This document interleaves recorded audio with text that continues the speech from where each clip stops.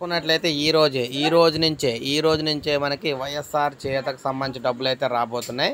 So, మనం already చెప్పాడు ఎన్నికలు పూర్తయిన తర్వాత 14వ తారీఖు నుంచి వైఎస్ఆర్ చేయూతకు సంబంధించిన నిధులైతే విడుదల చేస్తామని. సో, ఒక వైఎస్ఆర్ చేయూత పథకానికి సంబంధించి మాత్రం కాదనమాట.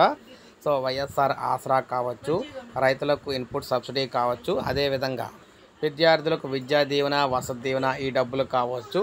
సో, అదేవిధంగా ఈబీసీ నేస్తం కావచ్చు. ఈ డబ్బులన్నీ కూడా ఈ రోజు నుంచి అయితే విడుదల కాబోతున్నాయి. మనం చూసుకున్నట్లయితే ఏదైతే హైకోర్టు ఆల్రెడీ క్లియర్గా తెలియజేసింది.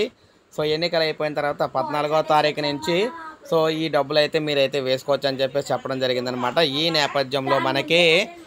నేపథ్యంలో మనం చూసుకున్నట్లయితే ఈ విధంగా మనం చూసుకున్నట్లయితే ఈ రోజు నుంచి మొదలవుతుందన్నమాట. ఈ రోజు నుంచి వైఎస్ఆర్ చేయూత, వైఎస్ఆర్ ఆసరా, ఈబీసీ నేస్తం, అలాగే విద్యార్థులకు మనకి దీవెన, అదేవిధంగా రైతులకు ఇన్పుట్ సబ్సిడీ, అదేవిధంగా పెళ్లి కానుక, షాదీ తోఫా ఈ డబ్బులన్నీ కూడా ఈ రోజు నుంచి అయితే జమ కాబోతున్నాయి.